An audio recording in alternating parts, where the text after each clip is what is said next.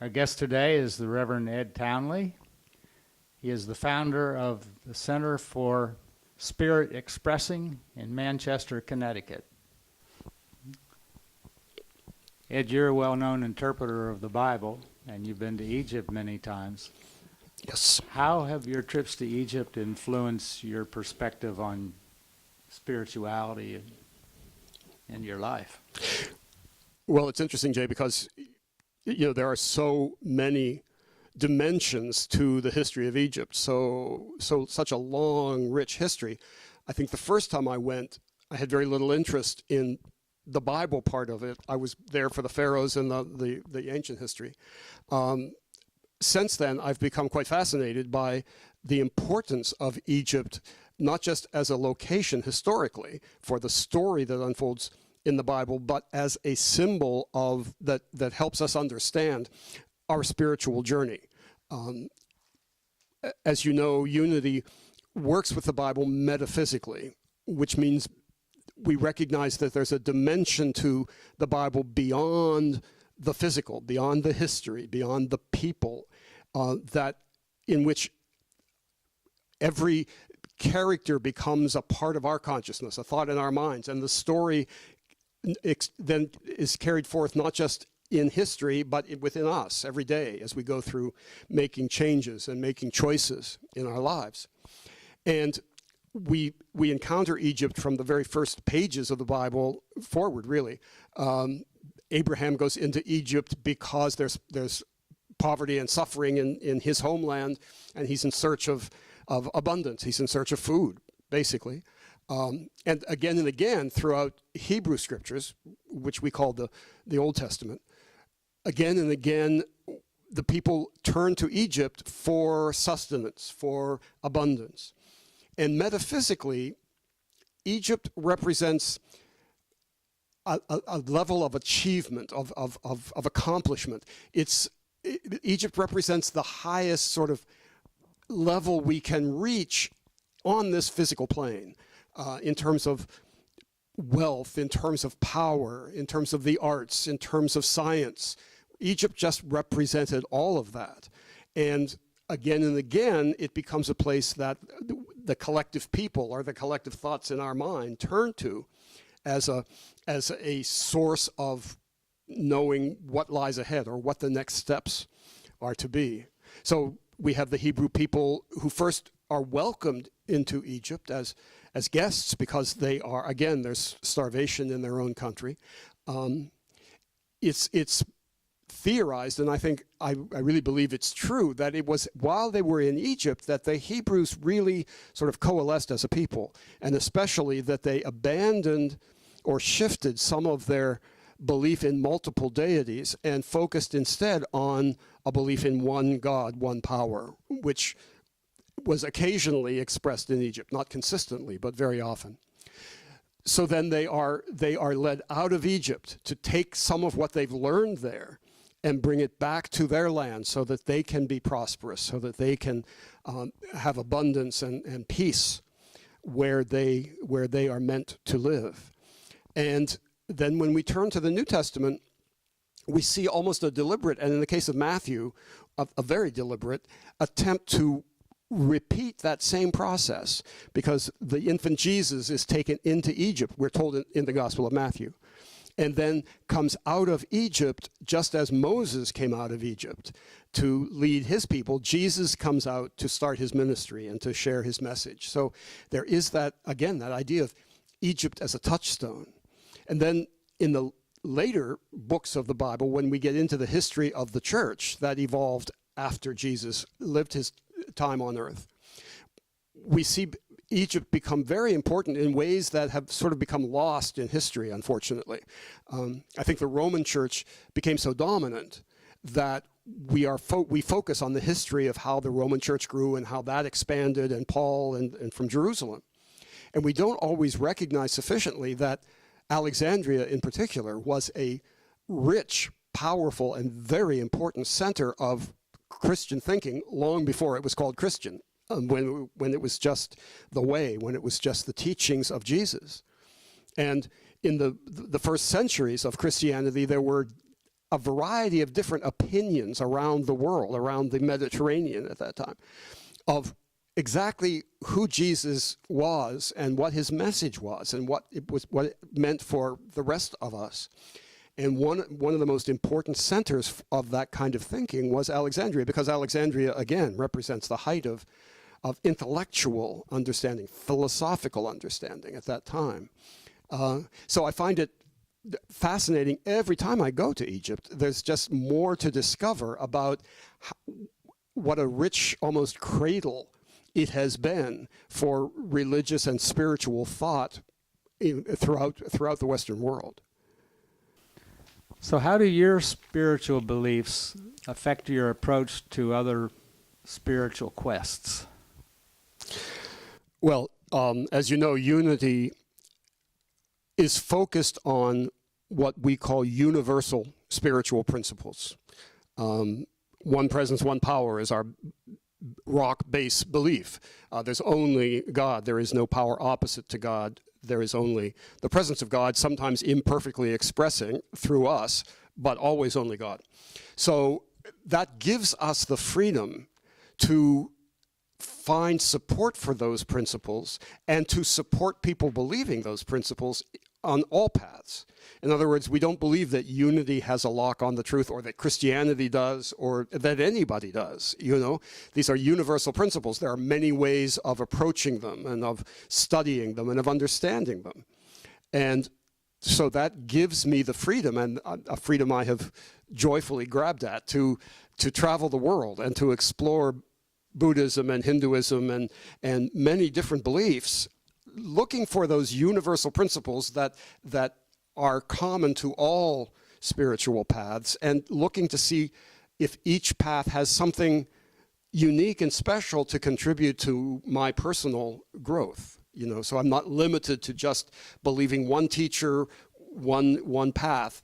I need to choose a path to work, but I have the freedom to incorporate things from other paths that support me in moving toward those principles. Does that make sense?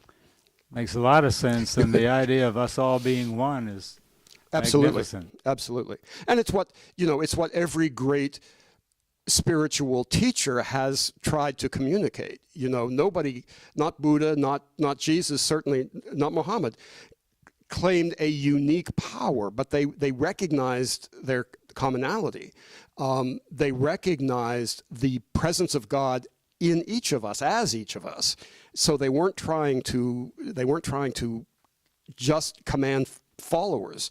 They were trying to encourage everybody to find the power within themselves, and whatever helps us do that is a valid spiritual practice and tool. So I find them everywhere. And it certainly would be a better world if that theme were captivated by everybody. Well, I would say it will be a better world when it is, because I think that's the direction we're moving in. It's just taking us sometimes an agonizingly long time to get there, it seems. Certainly is a wonderful vision. Yes, it is. It is. That's what Jesus called the kingdom of heaven. And he didn't mean that it's something that will happen after we die. He meant that it was a possibility that we have the power to create here on this planet, and we are getting there, I think. We're moving in the right direction, but we could hurry up a little bit, it seems to me. Thank you for that. So based on your knowledge of Egypt and on your spiritual values, are there any thoughts you have about how the United States can help the poor people who are caught in the midst of all this conflict? Well, I don't think so much in terms of the United States, of a political entity. After all, the United States is just an expression of our individual consciousness. That's how it works. I think that, as I said earlier, I think it's very sad that we don't recognize how much of our energy derives from the history of Egypt and other, that whole part of the world, so that we can appreciate more how much we have in common and focus on that instead of what separates us, which are really minor things. We have a habit of getting into huge fights over minor details that really don't matter, and ignoring the fact that there is one presence, one power, and we're all part of that. And the more we work together, the more quickly we will accomplish our spiritual purpose.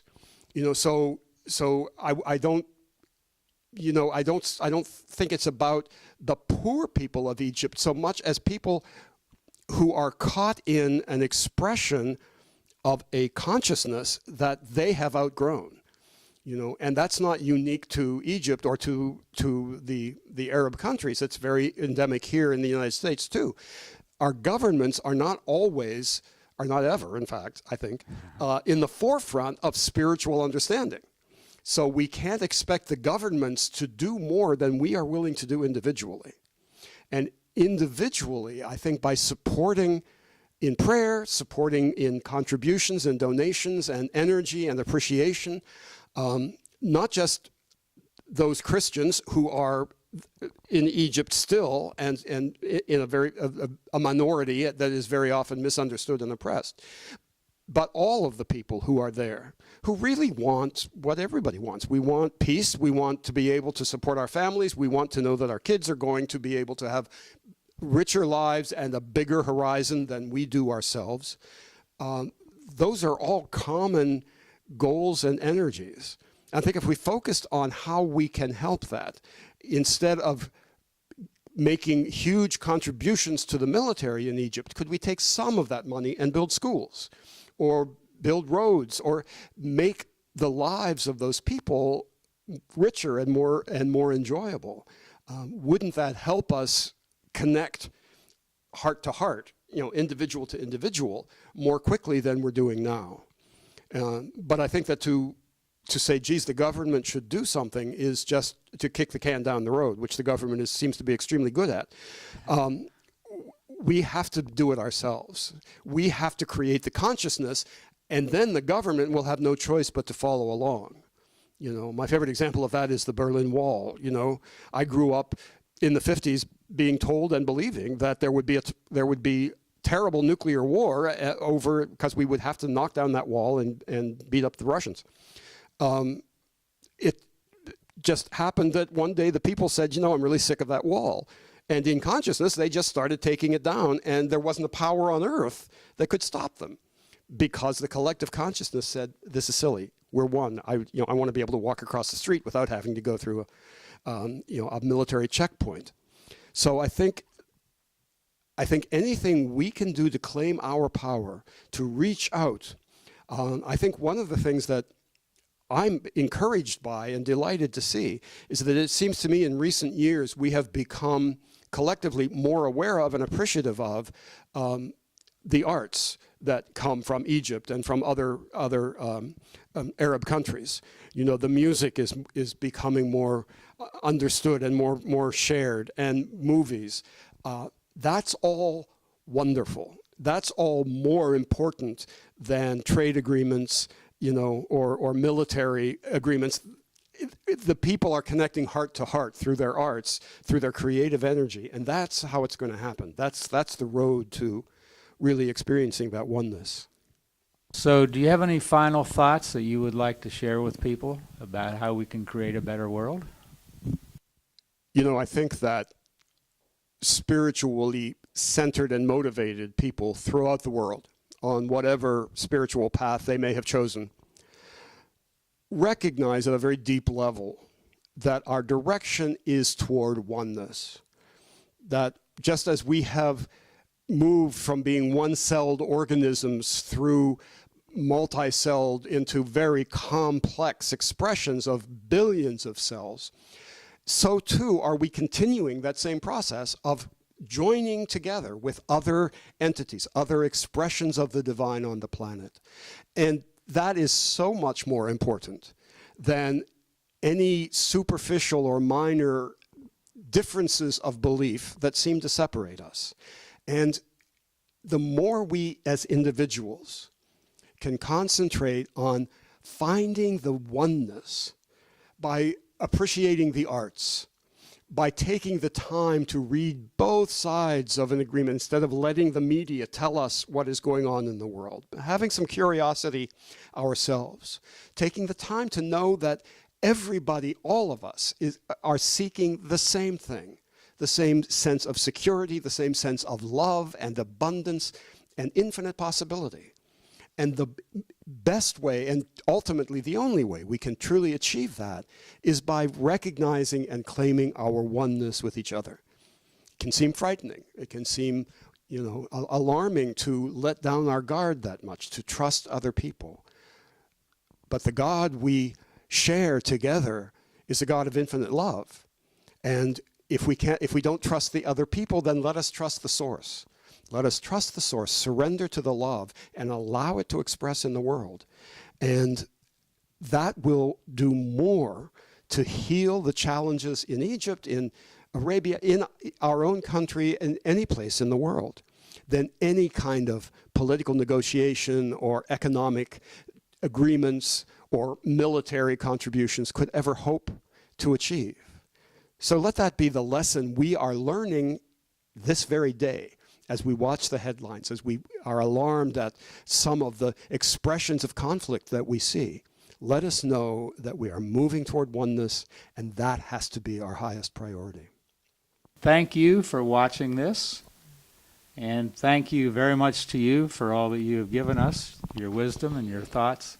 It's been a privilege. Thank you for the energy that you're putting into this project. I think it's a wonderful thing. Thank you. And may each of you apply the principles that Ed has given to us, and I know that we will have a better world. Blessings to each of you.